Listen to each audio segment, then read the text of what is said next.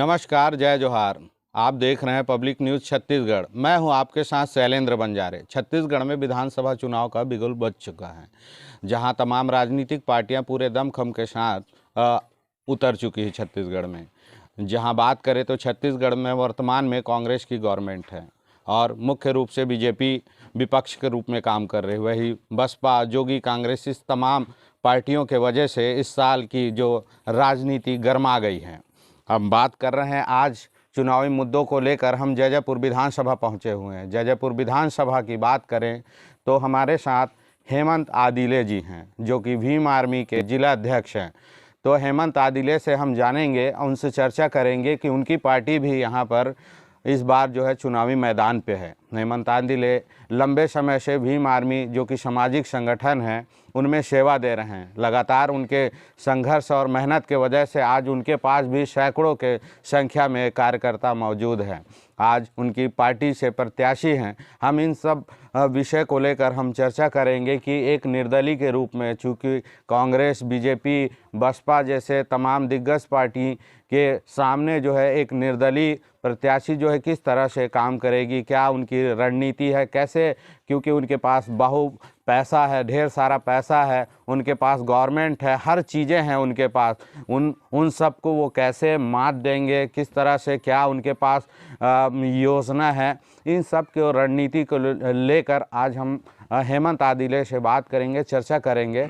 स्वागत है सर। हेमंत आदिले जी, बताएंगे कि आप आने वाले इस चुनाव को लेकर, जो कि कम समय है हमारे पास, और कैसे आप काम कर रहे हैं, क्या आपके पास कौन प्रत्याशी है, उनके बारे में सब बताएंगे। हेमंत आदिले जी, बहुत बहुत धन्यवाद आपका। और मैं बताना चाहूँगा कि मैं वर्तमान में अभी भीम आर्मी का जिला अध्यक्ष हूँ। मेरा नाम हेमंत आदिले है। आप जहाँ बैठे हैं वो मेरा गृह ग्राम है। मैं झारखंड निवासी हूँ और वो भी वर्तमान में चुनावी माहौल है। चुनावी माहौल में अभी बिगुल बज चुका है चुनाव का, जहाँ पर बड़े बड़े पार्टी अपने दांव पेच अपना रहे हैं, जिसमें मैं बता दूंगा कि 15 साल भाजपा ने राज किया पिछले, और कांग्रेस ने भी अभी कांग्रेस में राज किया। अभी वर्तमान में हमारे जैजैपुर में बसपा राज कर रही है और बड़े बड़े पार्टी अपने दमखम लगा रही है। आज हम इसी देखते हुए कि हमारा जो क्षेत्र है जैजैपुर क्षेत्र, वह अभी विकास के नाम पर बहुत ही जीरो है। और आप देखे होंगे जिस रास्ते पे आए होंगे वो भी रास्ता बहुत ख़राब है। और इसी सभी समस्याओं का, और देखिए बिजली, पानी, स्वास्थ्य, रोजगार, ये तो हमारे क्षेत्र में है ही नहीं। और ज़्यादातर देखिए आप लोग कि जो भी पार्टी है वो सभी बोलेंगे चबूतरा देंगे, वो बोलेंगे वो सब निर्माण करेंगे, लेकिन कोई बता सकते हैं कि सामाजिक जो न्याय है, चेतना है, वो कोई भी पार्टी अभी तक आगे नहीं ला रही है। हमारी जो पार्टी है आज़ाद समाज पार्टी, उससे अभी हम लोग चुनाव नहीं लड़ रहे हैं, क्योंकि कुछ कारणवश हमारा पार्टी का रजिस्ट्रेशन छत्तीसगढ़ में नहीं हो पाया। इसलिए हम अभी जैजैपुर विधानसभा में और कुछ विधानसभाओं में निर्दलीय के रूप में चुनाव लड़ रहे हैं, जो समाज से समर्थित है और भीम आर्मी आज़ाद समाज पार्टी से समर्थित है। और हम लोग इस चुनावी माहौल में अपने दमखम के साथ उतर रहे हैं। और हमारे जैजैपुर में प्रत्याशी के रूप में ग्राम पंचायत सेंद्री से और पिछले 7 सालों से अपनी सेवा दे रहे हैं भीम आर्मी के रूप में भाई ओम प्रकाश बंजारे जी को हम निर्दलीय के रूप में यहाँ पर उतार रहे हैं। जैसे कि भीम आर्मी की जब शुरुआत हुई तो वह सामाजिक संगठन के तौर पे जो है छत्तीसगढ़ में शुरुआत किया गया। पूरे देश में भीम आर्मी को लोग जो है सामाजिक संगठन के रूप से जानते थे, लेकिन क्या कारण आ गई कि चूँकि ऑलरेडी पहले से भी बहुत सारी पार्टियां थी, कि क्या कारण आ गई जो आप जो है अब पार्टी लॉन्च कर रहे हैं और आपकी प्रत्याशी जो है आप चुनावी मैदान पर आ गई है, बताएँगे। देखिए, बड़े बड़े पार्टी हैं जो अभी तक कुछ काम, मैं पहले ही बताया कि कुछ काम नहीं कर पा रही हैं, क्योंकि कोई भी सामाजिक संगठन को एक पार्टी का सहारा लेना पड़ता है, क्योंकि हमारे पास किसी भी पार्टी का सहारा नहीं था। हमने बसपा के साथ जाने का प्रयास किया, लेकिन उन्होंने भी साफ साफ इनकार कर दिया। हमें भाजपा, आरएसएस, कांग्रेस का आदमी समझने लगे। इसलिए हमने सीधा 2020 में 15 मार्च 2020 को हमारे राष्ट्रीय अध्यक्ष बड़े भैया चंद्रशेखर आज़ाद द्वारा पार्टी का आह्वान किया। और पूरे देश में आज़ाद समाज पार्टी चल रही है। क्योंकि अभी कुछ कारणवश हम लोग छत्तीसगढ़ में नहीं लड़ पा रहे हैं, इस वजह से हम पूरा छत्तीसगढ़ में नहीं लड़ रहे हैं। जैसे कि कांग्रेस का एक छाप है लोगों के दिमाग में, बीजेपी का एक छाप है, बसपा का एक छाप है उनके दिमाग में, कि इस तरह की पार्टी यहाँ चुनाव लड़ती है। लोग आपके पार्टी के जो प्रत्याशी हैं निर्दलीय, उनको जानते नहीं हैं। तो क्या आप उनके बीजेपी है, कांग्रेस और बसपा के जो प्रत्याशी, उन्हें कैसे मात देंगे? क्या आपके पास प्लानिंग है? देखिए, जनता को बताने की ज़रूरत नहीं है, वो जानती है कि कौन क्या करता है, क्या करता है। देखिए, भीम आर्मी के नाम से और सामाजिक संगठन के नाम से ना बहुत लोग अभी लोहा मानते हैं, और गांव-गांव तक हमें बताने की ज़रूरत नहीं है कि हम क्या करते हैं, किस तरह से करते हैं। हमें किसी छप्पे की, किसी पहचान के हम मोहताज नहीं हैं। हम जिस तरह से अपने कामों को, हमने कार्य को करते हैं, उस तरह से हम जनता के बीच जाएंगे, अपने कार्यों को बताएंगे कि भीम आर्मी आपके लिए इस तरह से कार्य करती है। सतनामी समाज और सामाजिक संगठन जितने भी है वो इस तरह से काम करती है, करके हम लोगों को बताएंगे। अवश्य हमें विजयी प्राप्त होगा। लोग समझदार हो गए हैं, क्योंकि काशीराम साहब कहा करते थे कि अपना जो वोट है उसको बेटी की तरह दीजिए, क्योंकि जिस तरह से अपनी बेटी को हम लोग सोच समझ कर घर वालों को देते हैं, उसी तरह से हम लोगों को अपने वोट को भी देना चाहिए, ना कि एक गिलास दारू, मुर्गा वगैरह में इसमें बिक जाना चाहिए। जनता जागरूक हो चुकी है, जनता बिल्कुल समझेगी हमारी बातों को। हम लोग जनता तक जा रहे हैं, बता रहे हैं अपनी बातों को, और हमें जैजैपुर विधानसभा में इस बार विजयी होने को कोई नहीं रोक सकता। जैसे कि कांग्रेस के पास आप देखेंगे उनकी स्टेट में गवर्नमेंट है, स्टेट में गवर्नमेंट के वजह से उन्होंने कर्ज माफ़ी की। अभी फिर उन्होंने अनाउंसमेंट किया शक्ति के रैली पे कि हम फिर से आएंगे गवर्नमेंट पे तो हम कर्ज माफ़ी करेंगे। इसके बाद उन्होंने बोनस दिया, अभी 20 कुंटल वो ख़रीदने की बात कर रहे हैं। उनके पास कई सारी स्कीमें हैं जिससे जो है वो फील्ड पे दिख रही, लोगों को रिस्पॉन्स मिल रहा है। आपके पास ऐसा क्या चीज़ है जिसको लेकर आप जो है विधानसभा में रण में है, और क्या लगता है कि आपको लोग स्वीकार करेंगे? बिल्कुल स्वीकार करेंगे। मैं बताना चाहूँगी, जैसे कि आपने कांग्रेस भूपेश बघेल जी का बात किया है, भूपेश बघेल जी और जिसकी को कांग्रेस पार्टी है, वो पिछले 5 साल में नहीं कर पाया, तब क्या करेंगे? अब मैं बताना चाहूँगी, चुनावी माहौल में बोल देंगे कर्ज माफ़ी करेंगे। 5 साल में नहीं किया कर्ज माफ़ी, अब क्या करेंगे? कर्ज माफ़ी हो, कर्ज माफ़ी करके हम लोगों के इस राज्य के किसान हैं। छत्तीसगढ़ को धान का कटोरा कहा जाता है।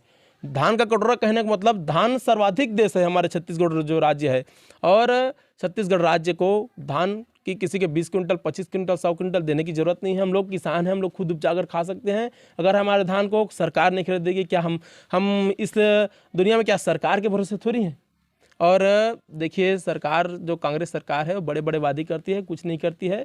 और किसान जानती है कि जो कांग्रेस सरकार है वो बहुत झूठे वादे करती है। 5 साल में कुछ नहीं किया, अब करेंगे। और अभी वादा कर, अगर करना चाहता तो पिछले 4 साल जो गए हैं उसमें भी कर सकती थी वो कर्जा माफ, लेकिन अब कर रही है।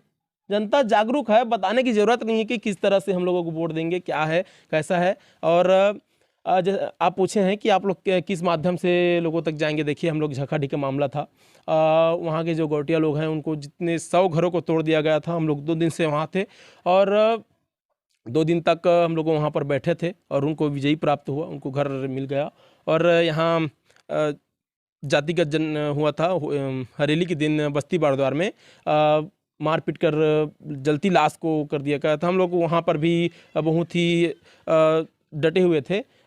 फगुरम की बात थी, जैजैपुर में बात थी, कुटराबर की बात थी, ओड़े किरे की बात हो, चाहे हसौद की बात हो, जहाँ कहीं भी सामाजिक मुद्दा होता है वहाँ पर हम लोग भीम आर्मी 112 100 नंबर के पहले पहुँच जाती है। इस विषय पर हम लोग लोगों के पास जाएंगे कि हमें चुनाव जीते या न जीते, हमें राजनीति से मतलब नहीं, लेकिन हम लोग जब तक राजनीति बोलते थे बाबा साहब की, जब तक चाबी हमारे हाथ नहीं आ जाएगी, जो सत्ता की चाबी है, तब तक हम लोग कुछ नहीं कर पाएंगे। एक हमारी मंजिल है जो राजनीति है, इसी के माध्यम से हम लोग जनता के बीच जाएंगे, और जनता इस बार जरूर आशीर्वाद देगी कि इस बार युवाओं को, क्योंकि जैजैपुर की जनता परिवर्तन चाह रही है। जैसे कि बीजेपी भी छत्तीसगढ़ में 15 साल तक वो राज की हैं। बीजेपी के इस बार जो है जैजैपुर में कृष्णकांत चंद्रा जी हैं, जो कि बेहद ही मजबूत माने जाते हैं। बीजेपी में उनकी अच्छी खासी पकड़ भी है। तो आप देखेंगे कि वो धन बल से, बाहुबल से, उनके पास हजारों कार्यकर्ता, सैकड़ों कार्यकर्ता हैं। आप उन्हें किस तरह से देखते हैं? क्या है आपके पास उनके लिए प्लानिंग? देखिए, कृष्णकांत चंद्रा जी जो हैं वो हमारे जैजैपुर विधानसभा क्षेत्र के तो है नहीं। वो अभी पैसों के चक्कर में, राजनीति के चक्कर में उतर आए हैं। और जहाँ तक मैं उनके बारे में सोचता हूँ, वो तो हमारे जैजैपुर क्षेत्र में अगर विधायक भी बन जाते हैं तो कुछ नहीं कर पाएंगे, क्योंकि उन्होंने अभी तक जनता के बीच में अभी तक तो गए नहीं हैं। अभी जो चुनावी माहौल है तो जा रहे हैं, पाँव पड़ रहे हैं, लोगों के पैर में गिर रहे हैं। ये राजनीति है, ये कोई अच्छे नेता की पहचान नहीं है।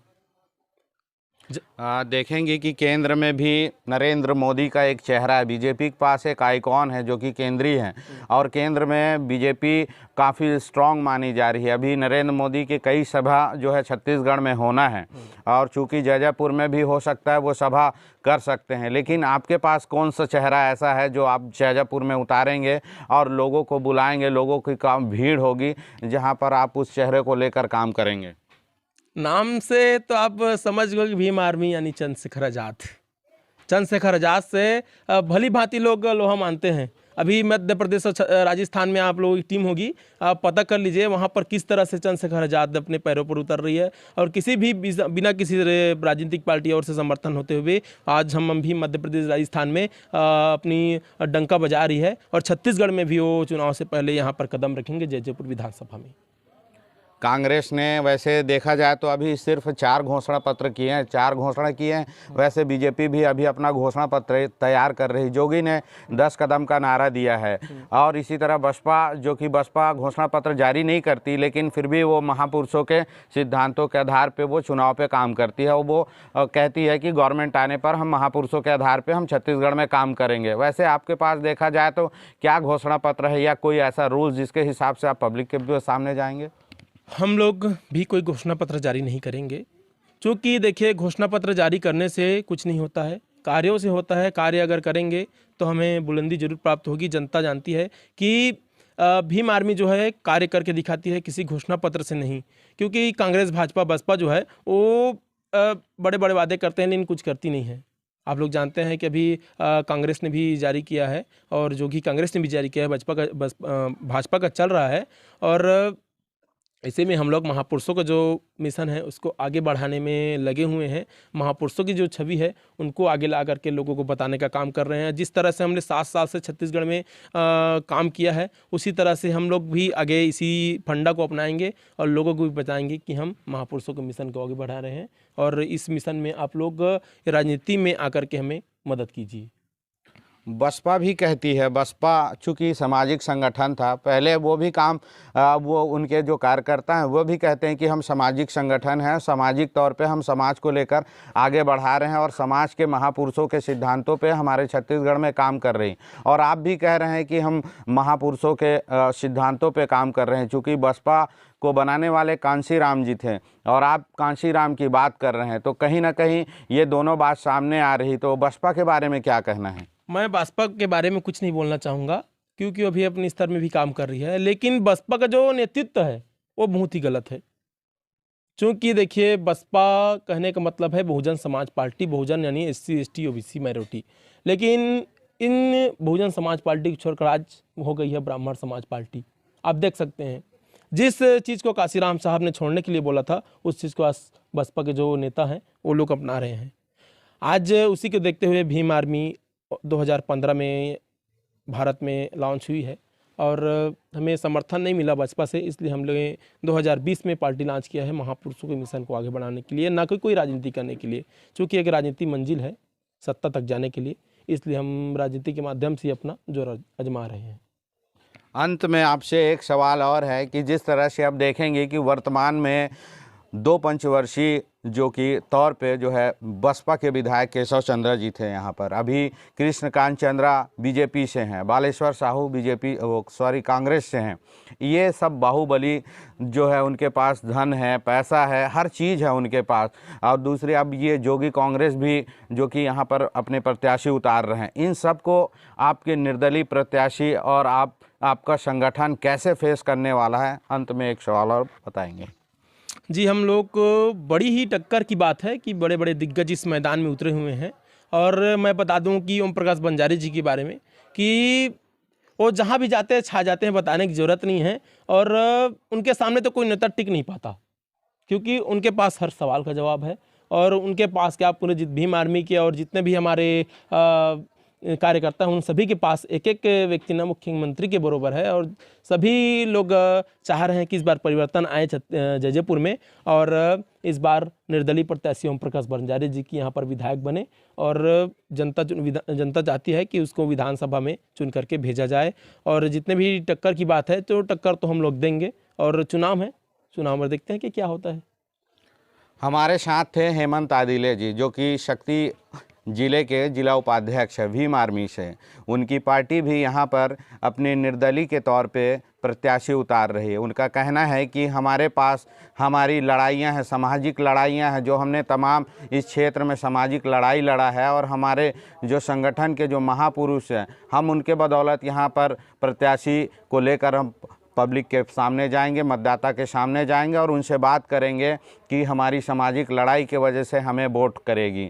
उनके पास भले ही अन्य जो राजनीतिक पार्टियां हैं उनके पास सब चीज़ें हैं, लेकिन इनके पास महापुरुष के विचार हैं और उनकी लड़ाइयां हैं। इन्हीं को लेकर वो सामने जाएंगे और बात करेंगे। हम मिलते हैं हमारे अगले एपिसोड में दूसरे विधानसभा में। नमस्कार।